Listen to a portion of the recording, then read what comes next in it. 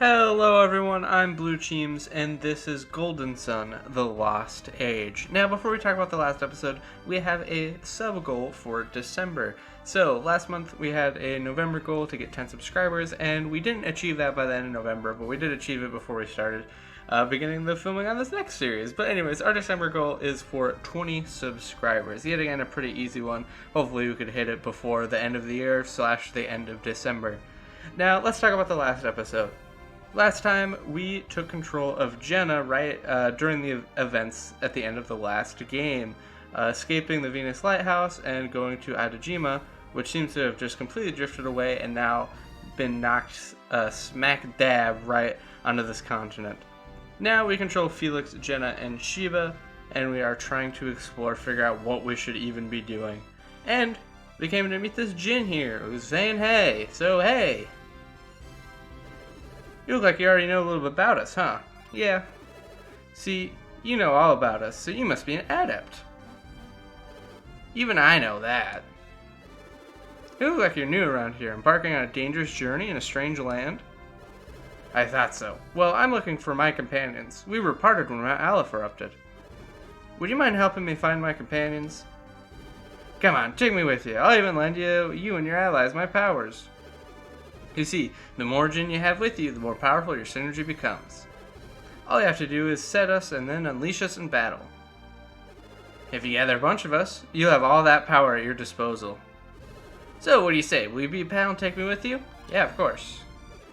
I'm so happy. Oh, you won't regret this, I promise. The Venus Genie Echo has become Felix's pal. While I'm here, would you like me to give you a quick explanation about Jin? I'm gonna say no. The Jin act the exact same way they did in the last game. We went over it there. If you really need a good Jin explanation, here's a little card up there for the episode where I go over everything a Jin can do. So we're going to say no. He'll probably give us a little quick one. No, we're just pals forever. Oh yeah, if you want to learn more about Jin, refer to the help, okay? Which you can see here right in the Jin menu. You and your friends should make sure to get the most out of us Jin. Here we go, he joins us officially. Of course, with one of these little screens. Every single Jin does. Alright, Felix found the Venus Genie Echo.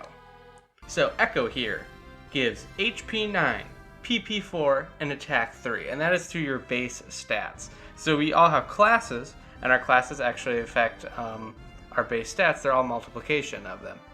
So your equipment and your Jin affect your base stats, which are then multiplied by whatever your class multiplies them by. So if we use Echo in battle, so if we're fighting an enemy, we can use the Jin. He is a Venus-based physical attack, which has plus 60% attached to it. So percent attack additions aren't super useful early on in the game, but they become way, way more useful as your attack grows rather than a flat value. And he is actually an exact copy, ability-wise, as the very first Jin we got in the last game. So let's look at him real quick. So he isn't set to us, but if he is, we wouldn't change our class. However, if we were to give him to Jenna, she would go from a flame user to a brute. So they directly change our classes. So let's actually talk about some of the classes here. Now I'd say this is easily the best part of this game, and probably why so many people like it is this class structure. So we have these Jin, we add them to ourselves and they change our class, and then we can use them in battle, use their abilities, and then the Jin is unequipped from us. It goes like this, right? We could also do that manually here. When that happens, it can completely change our class even in the middle of combat. And while they're in this form, this like standby form, we can actually summon them in battle to do even more damage, increase the adept that uses its elemental power, and then after a turn it will be set back again. So Jin are easily like the coolest concept of part of this game. And of course they change a lot of our classes, which is what I want to go over. So let's go over Felix, who's the Squire. This is his base class. Every character has an element they're aligned to. So Felix is aligned to Venus, Jenna is aligned to Mars, Shiba is aligned to Jupiter, and we just need to find a Mercury adept somewhere. Right, I mentioned that last episode. So let's talk about Felix's base class, which is the Squire. So the Squire gives HP 110%, which means it is a 1.1 times multiplier to your HP value, your base HP value. It also gives 80% of your 80% PP, 110% attack, 100% defense, 110% agility, and 100% luck. So, you know, these 100% luck, 100% defense, that means that is our base stat. Our defense is 17, however, that does take equipment involved in there, right? So, like, these two things probably give, defense plus 3, and this gives defense plus 2. So that's added on as well, so it's not quite our base. But like our luck, for example, we have nothing that boosts our luck, so our base luck is 2. So that's kind of a way you could figure it out by using these low-level classes. Of course, Echo also adds stats to our classes, to ourselves. I had mentioned that before, right? Alright, so let's talk about Jenna's base class, which is the Flame User. Alright, so the Flame User gives HP 100%, PP 120%, attack 100%, defense 100%, agility 120%, and luck 90%. So this class is usually going to be involved in using range synergies, which I'll go over exactly how damage in this game works a little bit later. But it's a pretty decent class, and of course if we give her Echo, it will completely change your class to a Brute. So let's talk about the Brute. The Brute gives 100% HP, 70% PP, 120% attack, 90% defense, 110% agility, and 70% luck. So as you can see, just in this beginning even, it is a more offensive class. Just like basic attack, offensive class, physical attacks. Alright, now we're going to look at Sheba, and her base class is the Wind Seer. And the Wind Seer gives 80% HP, 140% PP, 80% attack, 90% defense, 130% agility, and 110% luck. So as you can tell, this class is very PP oriented and agility oriented while being pretty squishy. So it's definitely like a range synergy type class that goes really fast. Pretty simple. Let's look at what happens if we give her Echo. She becomes a Seer. Now a Seer gives 90% HP, 130% PP, 90% attack, 90% defense, 110% agility, and 100% luck. So maybe evens her stats a little bit, but it's a little less. But the big thing that changes with most classes is the synergy. So as you can see, if you remember before, she had a Whirlwind instead of Growth and Cure. So now her synergies kind of changed a little bit. If we decide to look at her character status, we can see she now has Bolt, she has Growth, Cure. So one big advantage of changing our classes like this is, of course, we gain completely different types of synergy. And of course, we gain different field synergy, like Growth, which is useful for puzzle solving. Cure, which is obviously heals people. For now, we're going to keep Echo onto Felix. Keeping them at their base classes isn't such a bad idea early on, especially in the first game. In this game, it's not going to be so easy, and you'll see why. But anyways, let's continue on with our journey, and we're going to want to head to the right. Now, when we come across most fights, this game does have random encounters. I will be skipping them later on, but early on here, I want to go over a lot of different stuff, so we won't be skipping too much. However, we come to the Shrine of the Sea God. Alright, I'm going to throw the rope again! Just don't miss this time. Ah, no, you missed again. Sorry, Tavi, I can't do it. I thought I got lucky when the wave carried me up here. What are you, crazy? It knocked you stupid for a good 10 minutes. Yeah, just find some way to get me down from here. Fine, just don't jump down or do anything dumb, okay? So, in case you forgot, on the last episode we talked to some kids and read their mind, and they have had a lot of trouble. They got stuck here. There's nothing they could really do. And there's nothing we could really do to help them yet. So we can leave here, and then we could go back to where we came from and start heading south on this other path here. You can head to the left here. We're going to want to head a little southwest. Alright, so we got a punch ant here. So there's a couple different stuff that this game doesn't have to the other one, which is your battle theme. You can hear what's going on here. This is technically Felix's battle theme. I'll be going over a little bit of a mechanic that I didn't really touch up on the first game because it wasn't super useful, but it's a little more apparent here. So as you can see, we have our attack, synergy, items, and defense, but now we have the Jin section. So we use our Jin thing. So we could use a double strike, right? Just like the last one. Defending, which is Echo. Boom. Double strike does 37 damage. There we go. And we killed him there. Alright, let's keep traveling. I'll show you some other stuff that combat can add on later on. I actually went the wrong way. I meant to go right. I have it written down and everything, but still forgot. Alright, so now we get a new one when we have a Jin that's, in that red form, when it's not set to you. We can actually summon it. Now, our summons increase based on what Jin level we have, right? So there's only one Venus, energy, that we have access to in this pool of energy, right? You can see all the other Jin types, or element types are there, so we'll be able to increase or decrease. We'll be able to increase the amount of things we can summon the more Jin we get.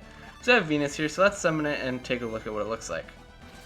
So we summon it, does that, pretty simple, does some damage and it raises our Earth power by 10.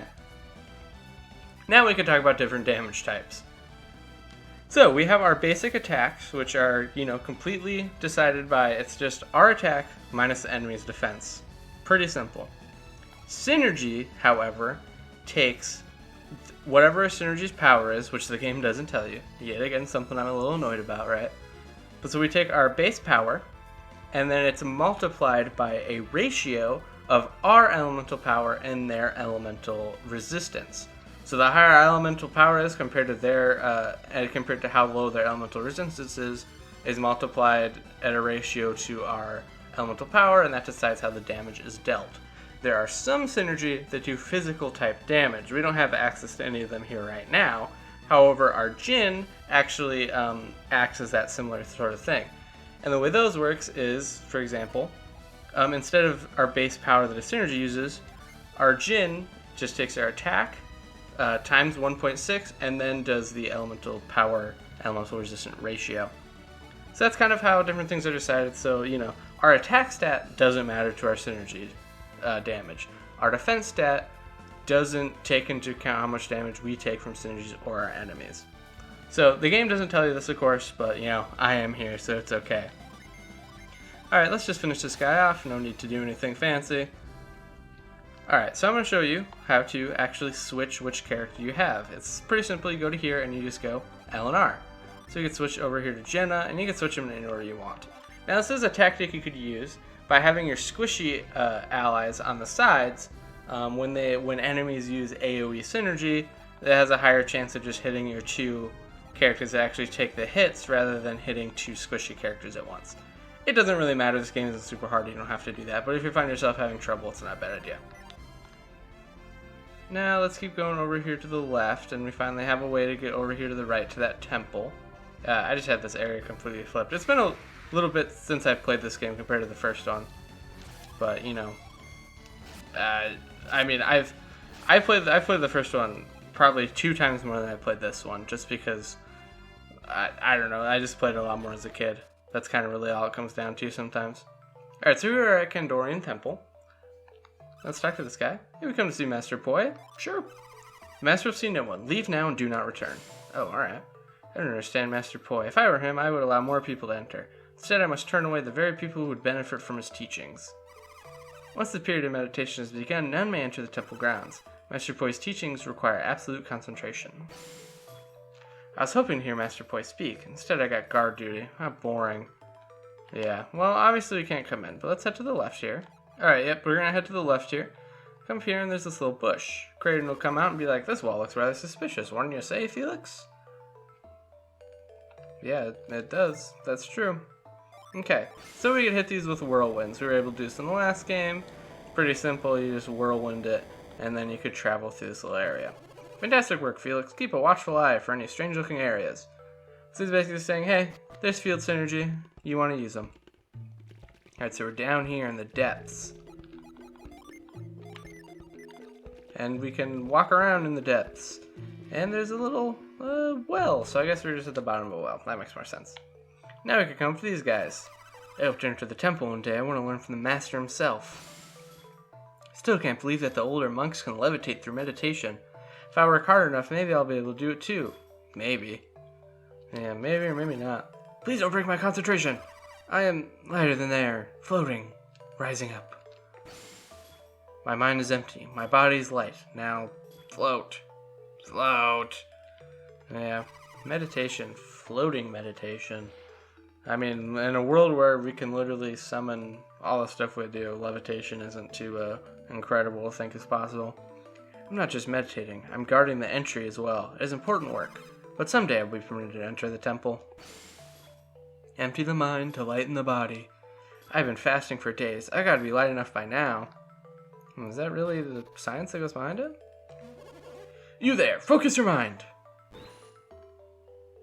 There he goes. Oh, he's able to do it a little bit. Not quite. Did you see that, Master? No. You lack discipline. Now you! Hey, he's able to do it pretty good. Oh, a lot better than the other guy. But he falls down too. How was that, Master? Improving. Slowly. Continue your meditation. Your turn. This guy seems, he seems to get it down. Master, have I done it? Not bad. You might stand a chance to succeed. I could do it, Master. Please, just let me try. Your skills lack polish and may be dangerous. Do you still wish to enter? Yes, I do. If you fail, you may lose more than just your pride. I do not fear death, Master. Is that so? Very well then, it is time for your trial, my son. He gets to go through the doors, enter the cave, and ascend. Well, I want to ascend. We got our first dungeon type area of the game. Some sick music, and we get a little bit of puzzles. There's a chest right there. We'll go grab that first, of course, always. Okay, let's check the chest, but it's really a mimic! Ah! So now we're fighting a mimic. Alright. We can hit him with some basic attacks. He's not going to be too hard. Hit him with the echoes. Hit him with the fumes. I just don't want to use any synergy that's going to use a lot. Plus, he's weak to Mars, so might as well as use Mars synergy. Okay. You can use a basic attack again. You're not doing too much damage, but that's okay. You can use a summon, and you could use Fume again. It's only 6, and she has a pretty big PP pool, so I'm alright using that. But yeah, he's done already. Not too hard. And you get a game ticket out of it. Pretty cool. Game tickets will be useful later on. You want to make sure you keep them. And you might as well just put them on whoever you're going to have last. So I'm actually going to throw them on Jenna here. I think I'm actually going to put the party back to the normal one. I don't know, I just kind of prefer it that way. Okay, let's keep going here.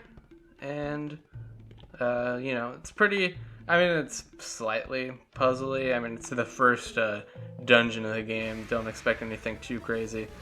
Like I said, I'm going to be showing most of these early fights here, but as we go later on, I'm not going to. Maybe I'll just show you guys how I usually do random encounters. Usually just use basic attacks. Use some Jin when they're necessary. Like, you don't really need to go all out in your fighting for just basic enemies. Alright, so nothing up there. Use a summon here, that's pretty perfect, right? They're obviously AoE stuff, so not too bad. So the reason I decided to pour everything at that bat is because of how, AoE synergy works. So there's a big cursor. Actually, I'll just wait to show you when we actually get a chance to do it again. So that sound was our Jin resetting to us. So after you use them for a summon, they have like a cooldown section. So you want to use them? Alright, so, well, you can't use them. So synergy, obviously, right, so you get to see, like, there's a single target, 3 target, 5 target. So there's a big cursor, and that shows which one is actually going to be taking the most damage. And as it goes farther out from the center, it does less and less damage. So if you want to plan your attacks, it's not a bad idea to plan them in a way where you're going to be doing, spreading your damage out pretty evenly, right? Okay, like I said, these fights aren't too hard. Just splitting up my stuff so I could actually just get down in one turn. There was another thing I kind of forgot to tell you guys, is when you use an action, it's locked into like that slot. So for example, it seems I may not have been ready after all. I should start my meditations over again. So like Jenna, for example, is attacking the bat, but the bat died, but her attack was still locked in that slot. So instead of attacking the wolf, she just defends. So if you aren't able to actually do your action, as in it won't affect any enemy, then you just go to defending. Alright, is it really possible for anyone to pass this test? Yeah, bro, it's not that hard. Sorry. You know, I'm just built different, I guess. And you're built silly. Alright, more and more ants. More punchy ants. I'm gonna split that up a little bit. The ant is really weak, so I'm not... Maybe I should have split two? Nah, that's fine. Say maybe I could have hit double on the wolf. Alright, yeah, so that's kind of how this combat goes. You can tell this combat's balanced because bosses in this game take just an appropriate amount of time, and low enemies in this game also take, you know, not that long, but, you know, it still feels like you're doing something. Which I really do appreciate in games. That shows that they're actually pretty decently balanced. An enemy like this, I think I'm going to do this and then just go for a summon. So one on each, and then it's, you know, hit him there, so he'll actually take a lot of damage. That hurt a little bit. I'm doing like a Pokemon move, straight up. Alright, I'll do 2 on the wolf. Alright, I guess I didn't need 2 on the wolf, whatever. These guys will die too from this. Alright, from now on, I will be skipping the extra fights. There's nothing, unless I get more stuff that I want to show, then I'll show it, but if not, I'll be skipping them from now on. Alright, so this is, we'll keep going through here. Alright, there we got a critical hit. So I decided to show that here. It was literally in the first fight I decided I was going to show something actually. Yeah, so you can get critical hits. They actually have a canon explanation for critical hits in the last game. It's actually your synergy coming out like by itself just as you need it, which is kind of interesting. But anyways, yeah, critical hits, they can happen. I guess I don't really have too much more to say about them. They exist. Alright, so we can't go in there, but here we have this waters pushing us down. So it's like similar to the other game. We came across these sand puzzles that kind of push us down. You just kind of have to run and maybe run diagonally. Whatever you need to do to get through it. Alright, we'll go this lower path, which has nothing, so we don't know. Alright, Jenna leveled up. She's level 6, and she learned, was it Flare Wall? Flame Wall? I think it was Flare Wall. She doesn't have it there. Flare Wall, so that's another one, but stronger than Flare. Pretty simple to understand. Generally, most damage that these synergies do is based. You can just say like, oh, it has more PP, it's generally going to do more damage, and you'd be pretty much correct in assuming that. Okay, so now we come to a puzzle. We're going to see these little jet things come out, right? And that, you know, comes to one of these. However, if we stand on one of these before it comes out, nothing's really going to happen. We're going to go up, but you know, there's not a huge use for it. However, what we can do is we could push this log. We just push it physically ourselves. However, what we want to do is push them onto one of these little things here. Oops, I don't know how I managed to slide out of that. I'm using the D-pad. I don't know how I would have managed to slide out of this. When we do that, is wait here. So that one's going to go off on the left. Alright, well it would. But instead what happens is it pushes us all the way up to the point where we could jump around on stuff. And you want to go up here because we get a mysterious card. Now these introduce something new to the game. Something that I think is honestly quite cool. And why I really wish we could get a remake for the first game to add stuff like this in. So these are item classes. So, if we come to here, this mysterious card, you can equip it and it will change your class. So let's equip this mysterious card here, and it makes you become a Periot. So this is the Periot tree, which is equipped with the mysterious card, like I said. So the Periot has no Jin requirements for it. It doesn't matter. But it gives you 100% HP, 80% PP, 100% attack, 110% defense, 130% agility, and 120% luck. So actually pretty decent luck. Kind of surprising. However, the way that item classes increase is by having one of all other Jin attached to you. And so, I mean, that's all Jin, but whatever type yours actually is. So I would need a Mars, Jupiter, at least one Mars, one Jupiter, one Mercury Jinny, and I would go up to the next class. So it's like that for all item classes. So the main thing that's cool about item classes is, stats, whatever, who cares. But, I mean, obviously you get a lot of different Jin that you could use for yourself, which is always useful. But you get completely unique abilities. So, for example, we have Juggle, which is a AoE flame move. We have Baffle card, which is an AoE Jupiter ability that also envelops foes in an illusion, which will make them miss. So it's, you get completely different stuff, which is pretty cool. Now, as far as useful classes in combat go right now, I am actually going to give the Parry Out card to Shiba here, because, I don't know, her class is kind of the most useless right now, compared to the other one. Jenna has good single target and AoE abilities. She has decent enough attack to actually do some damage with her basic attacks. Shiba, all Shiba really has right now is that she's fast. Her PP is whatever, it's all AoE too. Felix is more useful because he has way more like straight up regular attack. He also has way more, he doesn't have any single target abilities, but he does have the Jin, so he's obviously might as well just have a single target synergy. So yeah, pretty easy decision right now at this moment in the game. Okay, I don't know why I'm messing up pushing these things as hard as I am. Please let me make it. Yeah, I did. Okay, good. So these things. So you actually have to like move around a little bit to even get it to start moving you. It won't just bring you up automatically, so that's something to remember. Alright, so we're going to come to these little tightrope things, right? Don't even worry about falling off. Press up and down and it won't let you fall off. Alright, move here. We got this little door here, but we're going to wait 1 second. We're going to walk right here, and we can see there's a lot of steam there. I just said you can't fall off, but I lied a little bit because that will push you off. So what you want to do is walk over here, use your move command, move that to the right one, jump on over, and push this in the way. And you know what?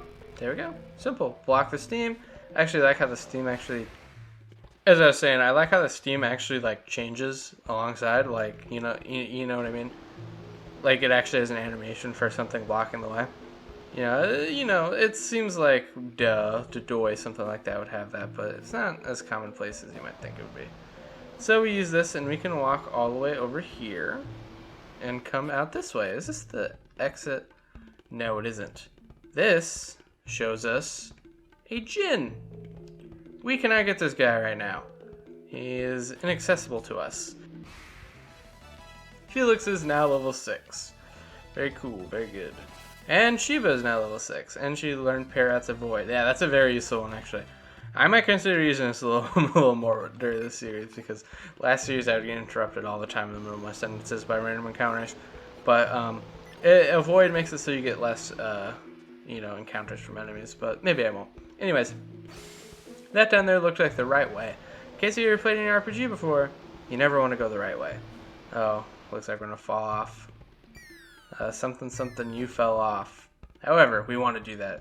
Takes us here, which will actually bring us up to the room that we were just at. Yeah, that room is just in case you fall off there. Oh well. Figured I should show it. But, gotta show everything. That's what I say, I guess. Alright, anyways, move this here. And now we can go that same way where we saw that little Mercury Jinny. So you see the Mercury Jinny, obviously you can't get him right now, but we are going to be able to get him quite soon. And so I had said before that generally I like to, early game like this, I like to keep my classes usually pretty close to what their base classes are. But the second Jinny we get in this game is a Mercury Jinny. And we have no Mercury Mercury. Okay, so this was an instance of being caught by surprise, which can happen to you sometimes. You just, be careful out there, guys. They can catch you by surprise, and they get a full turn. However, you could also catch them by surprise. Also, like I was saying, Shiva does a lot of damage in this build, right? That did a lot of damage. Okay, as I was saying, we don't have a Mercury Adept, so we obviously can't keep it a similar class because there is none. Alright, come up here and we get a little sign. Ooh. Extinguish your desire and the fire will cool. Empty your mind and you will feel no pain. Yeah, that's overrated. Take that. Nothing you do there. Alright, I'm gonna heal up real quick because I don't know if you can tell, but we're kinda at the end here. Oh yeah, they have a pit there too. Lava? So it's got lava making that thing? Alright. So we're gonna walk up here and we're gonna find 3 monkeys. And now we must return to Monkey. Chest beater 1, 2, and 3. So this is the very first boss of the game. I'm going to show the stats, what they're weak to, whatever here. This is like a very whatever boss. You don't have a lot of options, so planning stuff out doesn't totally matter. So I'm going to be hitting them with Jin and then not Jin. I'm actually going to start him. I'm going to have him work on the sides. Well, these two use just general whatever. Here, we're going to try Envelop of an Illusion. I'm not going to try a whole lot of times. I'll just try once. It's nice to do it for at least one of them, but that doesn't super matter. So basically my strategy is just hit them hard. It's a good strategy, I know. So I'm just going to use my Jin, use my summon, make these guys do this, make her do this. But my main goal is just power up my Venus power with... Oh wow, they are already... out. Wow. Okay, like I said, it's quite a boss, right? that was a lot easier than I remember it ever being. Alright, wow. I was like, oh, it might take like, a handful of turns. I was like, 2. Okay. Well, you know what they say. This game isn't hard. It really isn't. Don't need to worry too bad about min-max in this game, trust me. You've passed a very difficult test. You've pleased your teacher. Wait, you're not one of my students. Who are you? How did you come this far? Ah yes, how indeed. And they'd be like, huh? What? The rope is still on the floor. You must have come through the cave. That means I must give you the secret of Lash. Hester Poi, you seem perturbed. Oh no, not at all. Felix, am I imagining it, or does he seem perturbed? Yeah, he does. I'm not perturbed. Merely surprised. What is this Lash you mentioned a moment ago? Lash is a sacred power passed down for years to the followers of this temple. A sacred power, and it's called Lash, you say? And now I must pass it on to you. It is our way. It is a gift given to all those who pass the test, as it has been for ages. What type of power is this Lash? Allow me to show you. So yeah, it's basically a synergy move. Actually looks quite a bit like synergy, doesn't it? Yes. Synergy? We call it spiritual strength, but it seems the same. This technique uses spiritual to affect the physical. One with a strong spirit can lift and move heavy objects farther. The distance changes with your level of power? Fascinating. Those who cannot pass the cave's trials are not worthy of the technique. Felix, do you think this cave is designed to test one's control of synergy? Yes. Yes. Well done, old man. What are you calling an old man? You're no spring chicken yourself. I wonder if it would be right to allow an outsider to use this power. You're not going to teach us? But I like you, so I will let you learn our secret. Please, follow me. There goes climbing up. And that's basically what we gotta do too. So in the last game we had these little like gemstone things that you equip and it gives you synergy to use. Very much the same. This is the power and the secret of our temple. If you are worthy, you will use it with ease. When you see a rope, use Lash on it. Perhaps you will find this useful on your travels. Take this power with you and do good. There we go. Felix got the Lash Pebble. I hope that someday my students will be worthy of this honor too. There he goes. So yeah, like I said, very similar to the last game. You get all these different things. You just equip them here, and then we'll be able to use them on our normal synergy thing.